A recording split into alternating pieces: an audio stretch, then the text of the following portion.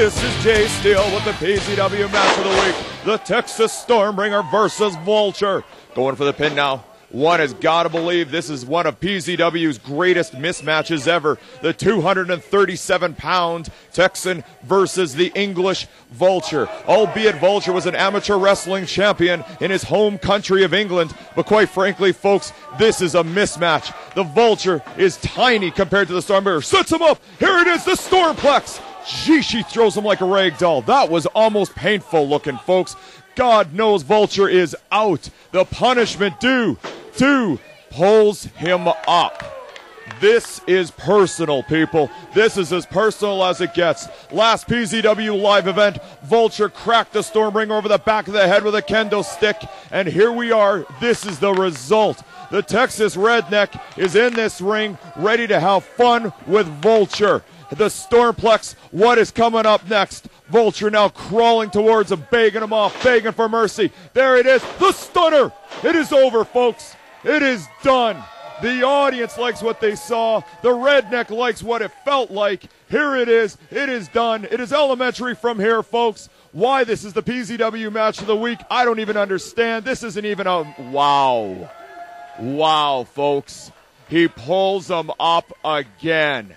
Obviously, Vulture is a dead man. Vulture is dead in that ring. This contest was over before it even started. And the Stormbringer is obviously sending a message to the locker room, sending a message to the audience, sending a message to the wrestling world as a whole. If you're going to come at me with everything you got, or I'll tear you apart. There it is, a second Stone Cold Stunner.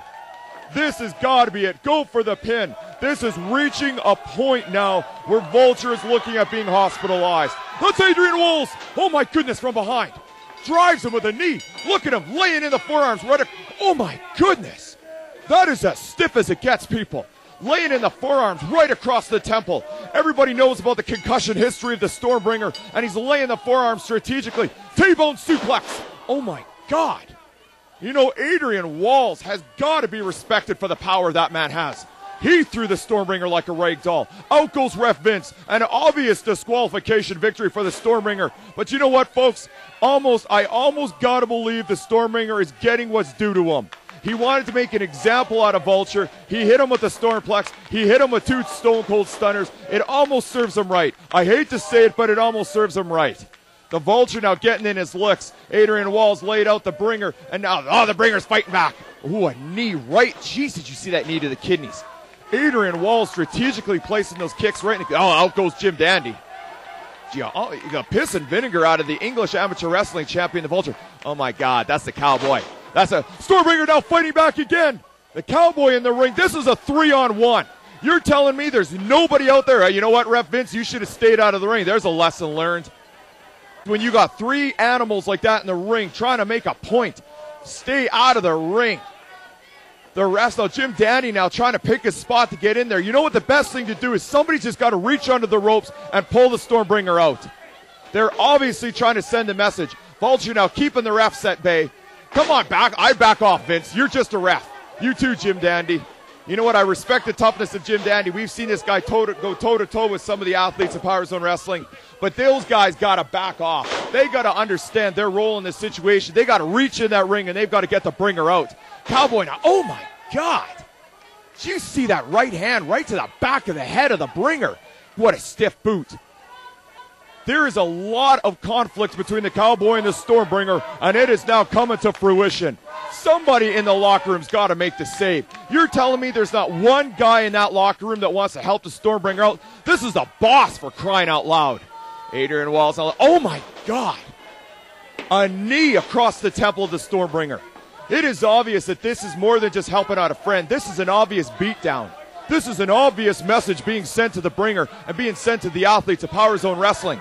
Sets up the table in the corner. Now they're pulling out, the Cowboy and Vulture are pulling out a second table. This is a bad scene, folks. This is a bad scene. You're telling me come on, Vince, he's right there. Grab him by the leg and pull him out, you idiot. God, these refs are inept. Pull him out. Oh my goodness. Adrian Walls applying all of his body weight south of the border. Now Jim Dandy's starting to use his head. Get the Bringer out of there. Get him out of the ring. This is unreal.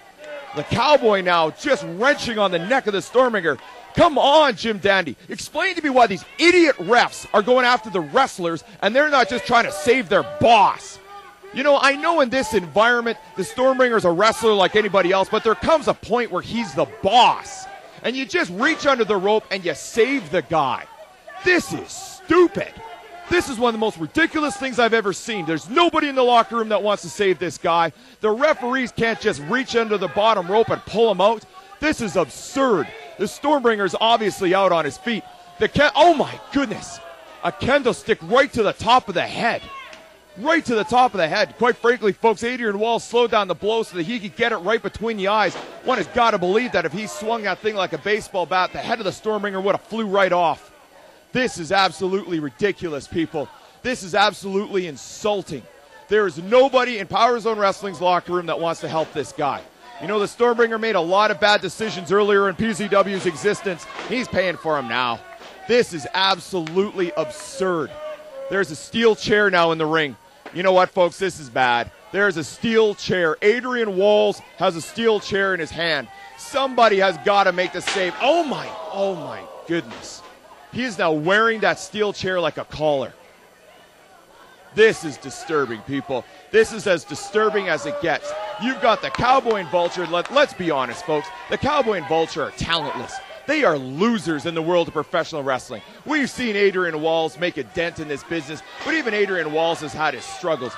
Adrian Walls was taken to task by a first-year rookie in Sheldon Knight for the last handful of months. And these are three guys that obviously feel like they're held down, that obviously have a point to prove, and they're going to go right at the Stormbringer 3-on-1. Oh my goodness, I think the Stormbringer's head's been split open, folks. You know what, folks, we're going to have to cut this short. The Stormbringer's head has been split open. We've got to cut this short, folks. Come on, I'll cut the camera. Someone help this guy.